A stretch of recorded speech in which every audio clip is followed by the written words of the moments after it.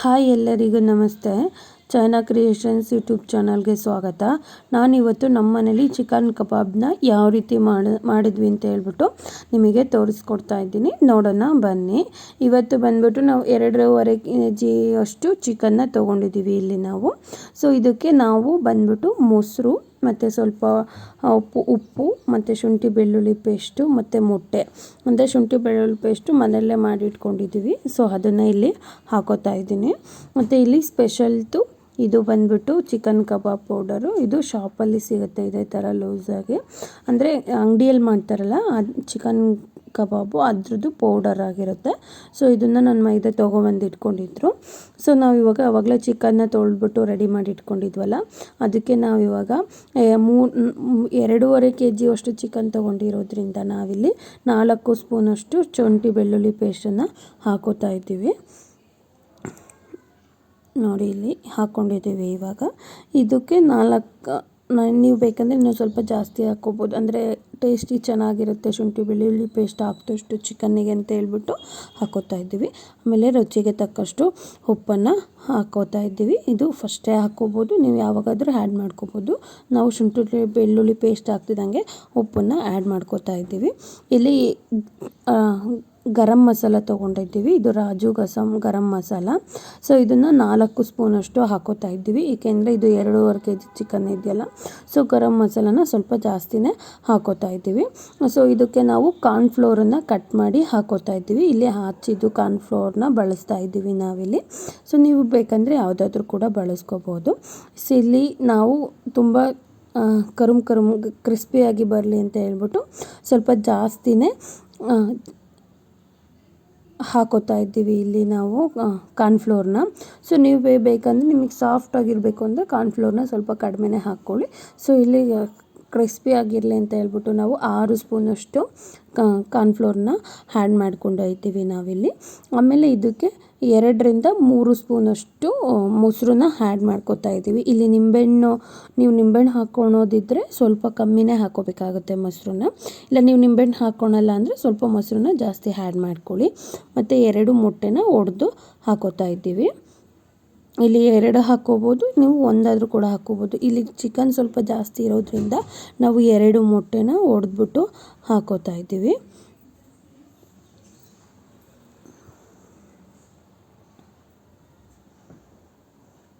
ಮತ್ತು ಇಲ್ಲಿ ರುಚಿಗೆ ತಕ್ಕಷ್ಟು ಖಾರದ ಪುಡಿನ ಹಾಕೋತಾ ಇದ್ದೀವಿ. ಅಂದರೆ ಇದು ನೀವು ಶುಂಠಿ ಬೆಳ್ಳುಳ್ಳಿ ಪೇಸ್ಟ್ ಜೊತೆಗೆ ಮೆಣಸಿನ್ಕಾಯಿನೂ ಕೂಡ ಪೇಸ್ಟ್ ಮಾಡಿ ಹಾಕ್ಕೋಬೋದು. ಬಟ್ ನಾವಿಲ್ಲಿ ಇದನ್ನೇ ಹಾಕೋತಾ ಇದ್ದೀವಿ, ಖಾರದ ಪುಡಿನ. ಇವಾಗ ಅದೇ ಹೇಳಿದ್ನಲ್ಲ, ಸ್ಪೆಷಲ್ಲಾಗಿ ಚಿಕನ್ದು ಮಸಾಲ ಪೌಡರ್ ಅಂತ ಇದು ಅಂಗಡೀಲಿ ಸಿಗುತ್ತೆ, ಅದನ್ನೇ ಕೂಡ ಹಾಕೋತಾ ಇದ್ದೀವಿ. ಸೊ ನೋಡಿ ಇಲ್ಲಿ 4-6 ಸ್ಪೂನಷ್ಟು ಇದು ಪೌಡರನ್ನು ಹಾಕೋತಾ ಇದ್ದೀವಿ. ಮತ್ತು ಇದು ಅಂಗಡೀಲಿ, ಅಂದರೆ ಚಿಕನ್ ಕಬಾಬ್ ಮಾಡ್ತಾರಲ್ಲ ಅವರ ಅಂಗಡಿಲೇ ಇದು ಪೌಡರು ರೆಡಿ ಮಾಡಿ ಇಟ್ಕೊಂಡಿರ್ತಾರಲ್ಲ ಅವ್ರ ಹತ್ರ ತೊಗೊಬಂದಿರೋದು. ಸೊ ನಮ್ಮನೇಲಿ ಯಾವಾಗ ಕಬಾಬ್ ಮಾಡಬೇಕು ಅಂದ್ರೂ ಕೂಡ ಇದನ್ನೇ ಹಾಕೋತಾ ಇದ್ದೀವಿ. ಸ್ವಲ್ಪ ಕಸ್ತೂರಿ ಮೇಥಿನೂ ಕೂಡ ನೀವು ಕೈಯಲ್ಲಿ ಲಾಶ್ ಮಾಡಿ, ಅಂದರೆ ಪುಡಿ ಮಾಡಿ ಹಾಕೋಬೋದು ಇಲ್ಲಿ, ಅದು ಕೂಡ ಚೆನ್ನಾಗಿರುತ್ತೆ. ಈ ಪೌಡರಲ್ಲಿ ಕಸ್ತೂರಿ ಮೇಥಿ ಅವರೇ ಹಾಕಿರೋದ್ರಿಂದ ಸ್ವಲ್ಪ ನಾವಿಲ್ಲಿ ಹಾಕ್ಕೊಂಡಿದ್ದೀವಿ ಮೇಲ್ಗಡೆನೂ ಕೂಡ. ಆಮೇಲೆ ನೋಡಿ ಇವಾಗ ಚೆನ್ನಾಗೆ ನಾವು ಎಲ್ಲ ಮಸಾಲೆಗಳನ್ನು ಒಂದ್ಸಲ ಹಾಕಿಟ್ಟಿದ ಮೇಲೆ ನೀಟಾಗಿ ಕಲಿಸ್ಕೊತಾ ಇದ್ದೀವಿ. ಸೊ ನೀವು ಒಂದೊಂದೇ ಮಸಾಲೆನೂ ಆ್ಯಡ್ ಮಾಡಿಕೊಂಡು ಕಲಿಸ್ಕೋಬೋದು. ಬಟ್ ನಾವಿಲ್ಲಿ ಎಲ್ಲ ಮಸಾಲೆನೂ ಒಂದೇ ಸಲ ಹಾಕ್ಬಿಟ್ಟು ಕಲಿಸ್ಕೊತಾ ಇದ್ದೀವಿ. ಸೊ ನೋಡಿ ಇಲ್ಲಿ ಕಲಿಸ್ಕೊತಾ ಇದ್ದೀವಿ. ಇವಾಗ ಇದನ್ನು ಚೆನ್ನಾಗೆ ಒಂದು 10-20 ನಿಮಿಷ ಚೆನ್ನಾಗೆ ಕಲಿಸ್ಬಿಟ್ಟು ಒಂದು ಪ್ಲೇಟ್ ಇಟ್ಬಿಟ್ಟು ನೀವು ಇದನ್ನು ಮುಚ್ಚಿ 2 ಅವರ್ ಫ್ರಿಡ್ಜಲ್ಲಿಟ್ಟರೆ ಇದು ನಿಮಗೆ ಮಾಡೋದಕ್ಕೆ ಚೆನ್ನಾಗಿ ಬರುತ್ತೆ. ಸೊ ನಾವಿವಾಗ ಫ್ರಿಡ್ಜಲ್ಲಿ ಇಟ್ಟಿದ್ವಿ. ಸೊ ನೋಡಿ ಇವಾಗ ನಾನು ಓಪನ್ ಮಾಡ್ತಾಯಿದ್ದೀನಿ. ನೋಡಿ ಎಷ್ಟು ಚೆನ್ನಾಗಿ ಹತ್ತಿದೆ ಮಸಾಲೆ ಎಲ್ಲ ಅಂತ ಹೇಳ್ಬಿಟ್ಟು. ನಾನು ಫ್ರಿಡ್ಜಿಂದ ತೆಗೆದ್ಬಿಟ್ಟು ಒಂದು 10 ನಿಮಿಷ ಬಿಟ್ಬಿಟ್ಟು ನಾನಿಲ್ಲಿ ಮಾಡ್ತಾಯಿದ್ದೀನಿ. 10 ನಿಮಿಷ ಆದಮೇಲೆ ಓಪನ್ ಮಾಡಿದ್ಮೇಲೆ ನೋಡಿ ಈ ಥರ ಇತ್ತು. ಸೊ ನೋಡಿ ಮತ್ತೆ ನಾನು ಎಲ್ಲದನ್ನು ಮಿಕ್ಸ್ ಮಾಡ್ಕೋತಾ ಇದ್ದೀನಿ. ಮಿಕ್ಸ್ ಮಾಡಿಕೊಂಡೆ, ಅಷ್ಟೆಲ್ಲ ಎಣ್ಣೆ ಎಲ್ಲ ಕಾದಿತ್ತಲ್ವ. ಸೊ ಮತ್ತೆ ನೋಡಿ ನಾವು ಇವಾಗ ಫ್ರೈ ಮಾಡ್ಕೋತಾ ಇದ್ದೀವಿ. ಸೊ ನೋಡಿ ಎಷ್ಟು ಚೆನ್ನಾಗಿ, ನಾನು ಕೈ ಏನು ಬಳಸ್ತಾ ಇಲ್ಲ, ಸ್ಪೂನಲ್ಲೇ ಹಾಕೋತಾ ಇದ್ದೀನಿ. ಇನ್ನೇನು ಮತ್ತೆ ಕೈ ಮಾಡ್ಕೊಳ್ಳೋದು ಅಂತ ಹೇಳ್ಬಿಟ್ಟು ಸ್ಪೂನಲ್ಲೂ ಕೂಡ ಹಾಕ್ಕೋಬೋದು.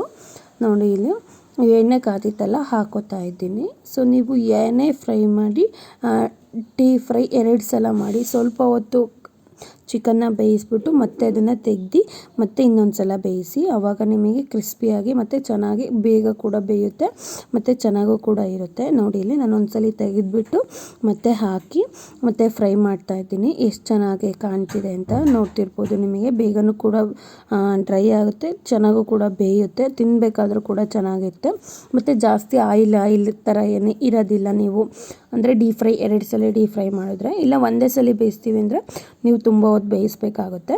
ನೀವು ಸ್ವಲ್ಪ ಹೊತ್ತು ಬೇಯಿಸ್ಬಿಟ್ಟು ತೆಗೆದು ಮತ್ತೆ ಇನ್ನೊಂದು ಸಲ ಹಾಕಿದ್ರೆ ಅದು ಬೇಗನೂ ಕೂಡ ಬೇಯುತ್ತೆ, ತುಂಬ ಚೆನ್ನಾಗೂ ಕೂಡ ಇರುತ್ತೆ. ಸೊ ನೋಡಿ ಇವಾಗ ಫೈನಲಿ ರೆಡಿ ಆಗಿದೆ, ನಿಮಗೆ ತೋರಿಸ್ತೀನಿ. ನೋಡಿ ಎಷ್ಟು ಚೆನ್ನಾಗಿ ರೆಡಿ ಆಗಿದೆ, ಬೆಂದಿದೆ ಅಂತ ಹೇಳ್ಬಿಟ್ಟು ಕಬಾಬು. ಸೊ ನೋಡಿ ಎಷ್ಟು ಚೆನ್ನಾಗಾಗಿದೆ. ಸೊ ನಾನು ಇವಾಗ ತೆಗಿತಾ ಇದ್ದೀನಿ. ಚಿಕನ್ ಕಬಾಬು ಬೆಂದಿದೆ. ಸೊ ನಾನು ಇಲ್ಲಿ 2 ಸಲ ಡೀಪ್ ಫ್ರೈ ಮಾಡಿರೋದ್ರಿಂದ ಬೇಗ ಬೆಂದಿದೆ. ಸೊ ನೋಡ್ತಾ ಇರ್ಬೋದು ನಿಮಗೆ ಎಷ್ಟು ಚೆನ್ನಾಗಿ ಕಾಣ್ತಿದೆ, ಕ್ರಿಸ್ಪಿಯಾಗೂ ಕೂಡ ನಿಮಗೆ ಕಾಣ್ತಾ ಇದೆ ಇದು ಕಬಾಬು. ಇದ್ರ ಜೊತೆಗೆ ನೀವು ಈರುಳ್ಳಿನ ಕಟ್ ಮಾಡಿ ಸಣ್ಣದಾಗೆ, ಇದ್ರ ಮೇಲೆ ಸ್ವಲ್ಪ ಗರಂ ಮಸಾಲ, ಉಪ್ಪು, ಖಾರದ ಪುಡಿ, ಇದನ್ನು ಎಲ್ಲದನ್ನು ಒಂದಕ್ಕೆ ಮಿಕ್ಸ್ ಮಾಡಿಕೊಂಡು ಪುಡಿನ ಚಿಕನ್ ಕಬಾಬ್ ಮೇಲೆ ನೀವು ಉದುರಿಸ್ಕೊಂಡು ತಿಂದರೆ ಮತ್ತು ಇದಕ್ಕೆ ಸ್ವಲ್ಪ ಕರ್ಬೇವಿನ ಸೊಪ್ಪನ್ನ ಫ್ರೈ ಮಾಡ್ಕೊಂಡು ತಿಂದರೆ ಇದನ್ನು ತುಂಬ ಚೆನ್ನಾಗಿರುತ್ತೆ. ನೀವು ಒಂದ್ಸಲ ನಿಮ್ಮ ಮನೇಲಿ ಟ್ರೈ ಮಾಡಿ. Thank you.